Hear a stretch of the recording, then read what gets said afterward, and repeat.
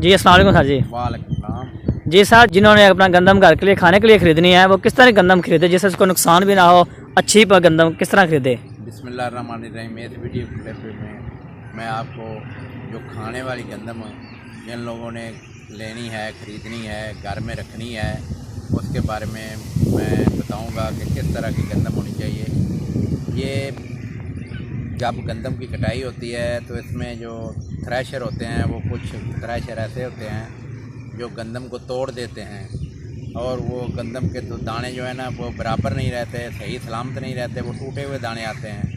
تو جب ٹوٹے ہوئے دانے اس میں زیادہ ہوں گے، وزن تو اس کا پورا ہی ہوگا، اب جب ان کو وزن کریں گے تو وہ ٹوٹے بھی اس میں توڑ جائیں گے اور وہ برابر آئے گا، لیکن اس کا یہ نقصان ہوگا کہ اس میں سسری زیادہ لگے گی۔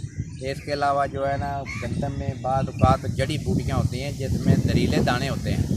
جب وہ زہریلے دانے گندم کے ساتھ چلے جائیں گے، جب آپ آٹا اس کے پیسنے کے لیے دیں گے تو جو زہریلے جو دانے ہوتے ہیں نا وہ بھی نقصان دہ ہیں۔ ایسی گندم لیں وہ صاف ستھری ہو۔ اور البتہ اگر کسی گندم میں جو ہے تو جو تو بہت ہی بہترین مطلب قسم ہے، فصل ہے، جو آ بھی جائیں تو اس کا کوئی ڈر نہیں، لیکن یہ جو چیزیں ملاوٹ شدہ جو جڑی بوٹیوں کے دانے ہیں یا جو کٹے ہوئے دانے ہیں گندم کے، اگر وہ گندم آپ خریدیں گے اور گھر کے لیے کاٹا تو یہ گندم جو کٹی ہوئی ہے اس کو اگر آپ دوائی بھی لگائیں گے تو دوائی کے اثرات ختم ہونے کے بعد اس میں سسری لگ جائے گی۔ سسری لگنے سے جو ہے نا وہ گندم ضائع ہو جاتی ہے، وہ کھپرا بن جاتا ہے۔ تو اس کے لیے بہترین جو چیزیں ہیں، دوسری جو ہے نا اس میں پروٹین والی جو ہے گندم ہے، اگر گندم کا سائز جو ہے نا وہ لمبے حساب ہوگا اور دانہ اچھا ہوگا۔ پہلے تو کہتے ہیں جو وہ سرخ رنگ کا دانہ ہونا چاہیے، اب جو نئی قسمیں آئی ہیں ان کا اتنا زیادہ سرخ نہیں ہے، یہ پروٹین ہوتی ہے اس میں۔ یہ دانہ صحت مند ہو اور لمبے بھی کنک کا دانہ ہو تو وہ اس میں بھی پروٹین زیادہ ہوتی ہے۔ وہ صاف ستھری آپ دیکھ کر لیں، جو جن لوگوں نے کھانے کے لیے گندم لینی ہے وہ بات پیاری ہو، صاف ستھری ہو۔ اگر اس کے مزید لیبارٹری میں بھی چیک کر سکتے جس میں پروٹین زیادہ ہوتی ہے، وہ کھانے کے لیے بہترین قسم ہوتی ہے۔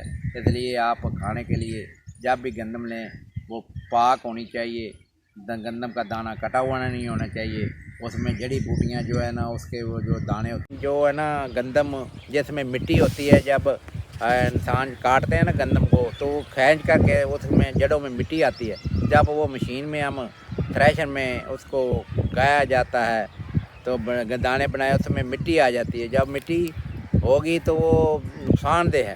تو اس کے لیے تو بہترین طریقہ یہی ہے کہ صاف ستھری گندم ہو، چھاننے سے صاف کرا کر، یہ جو جگہ جگہ پر منڈیوں میں چھاننے لگے ہوتے ہیں، جب کھانے والی گندم آپ نے بنانی ہے تو وہ چھاننے سے پہلے پین اس کا بنا لیا جائے۔ پین بنا کر رکھیں گے تو وہ گندم اچھی ہوگی۔ اگر مٹی والی گندم رکھیں گے تو مٹی میں وہ زیادہ کھپرا بھی لگ سکتا ہے، سسری بھی لگ سکتی ہے۔ وہ مٹی جو ہے نا جب آٹے میں مکس ہو جائے تو وہ صحت کے لیے بھی نقصان دہ ہے، وہ معدے اور جگر کے لیے بھی نقصان دہ ہے۔